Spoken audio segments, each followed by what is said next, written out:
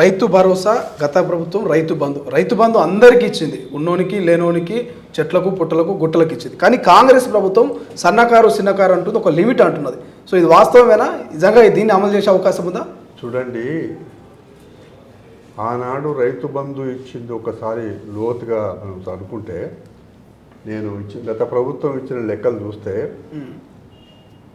చాలామంది నాయకులు వ్యవసాయ భూమి కాదు, పడావుబడి ఉన్నది, రాళ్ళు రప్పలు, అంతేకాదు ఔటర్ రింగ్ రోడ్డుకు పోయిన భూమికి కూడా ఇచ్చారు. కొన్ని చోట్లలో నేషనల్ హైవేకి పోయిన భూమికి కూడా ఇస్తున్నారు. అంటే మీరు కళ్ళు మూసుకున్నారా? వాళ్ళకి ఎట్లా ఇస్తారు? ఇది ప్రజల సొమ్ము కదా. ఇది కనీసం ఎప్పుడైనా ఏ భూమికి ఇవ్వాలి? ప్రజల సొమ్ము పంచిపెట్టేటప్పుడు నువ్వు కుర్చీ మీద కూర్చున్నాయని ఒకటికి రెండుసార్లు ఆలోచన చేయాలి. అవన్నీ కూడా మీరు సరిగ్గా మినహాయించి ఉండుంటే, ప్లాట్లు చేసిన భూమికి ఇచ్చిండ్రు ఒక గ్రామంలో, ఎవరైతే భూమి ప్లాట్ల కింద అమ్మిండో ఆ రైతుకే ఇప్పటికీ రైతు బంధు వస్తుంది.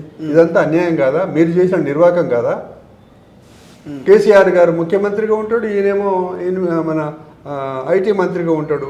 నువ్వేమో ఐటీ మంత్రిగా నువ్వు సంతకం పెడతావు, కంపెనీ తీసుకొస్తావు, విదేశీ కంపెనీ.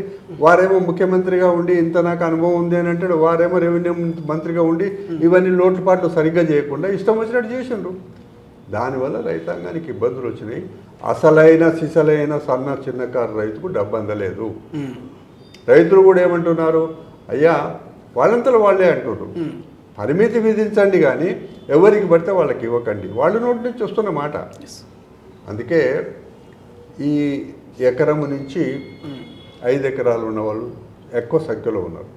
వాళ్ళకి ఇస్తే న్యాయంగా వాళ్ళకి అప్పుల పాలు గారు, పెట్టుబడి ఉంటుంది, పంట పండిస్తారు, ఇంతో అంతో వాళ్ళు ఆదాయం వస్తుంది. కాబట్టి ఎవరైతే నిజంగా వ్యవసాయాలు చేస్తున్నారో, నిజంగా సన్న చిన్నకారు రైతులు ఉన్నారో వాళ్ళకి ఇవ్వాలనేది ముఖ్య ఉద్దేశం. ఇంకా ఏమైనా సూచనలు మాకు వస్తే, ఇంకా ఎవరికి ఇవ్వాలి, ఎట్లాంటి వాళ్ళకి ఇవ్వాలి అనే దాని విషయంలో ఏదైనా వస్తే విత్ ఇన్ ది రూల్స్లో, చట్ట ప్రకారంగా, ప్రజల సొమ్ము కాబట్టి వృధాగా ఎవరికి ఇవ్వం.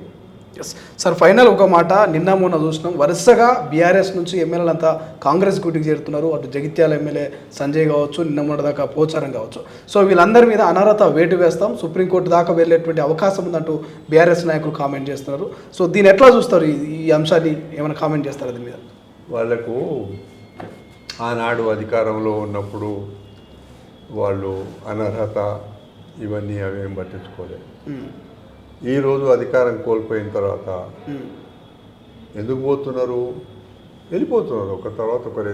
ఎందుకు వెళ్ళిపోతున్నారు? అభద్రతా భావం వచ్చేసింది వాళ్ళకి. అది ఎవరో చెప్తే పోయేటోళ్ళు కాదు.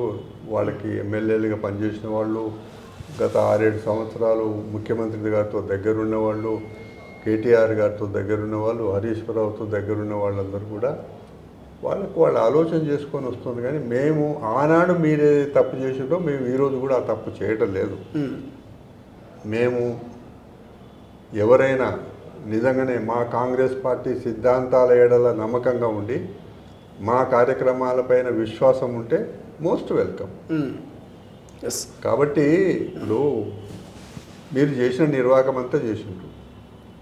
మీరు అధికారానికి రాగానే డోర్లు తెరిచి ఎంత అక్రమంగా మీరు కాంగ్రెస్ పార్టీలో 12 మందిని తీసుకొని అంచెలంచెలుగా తీసుకొని ఏం చెప్పిన మీరు, ఇది చట్టపరంగా మేము తీసుకున్నామన్నారు.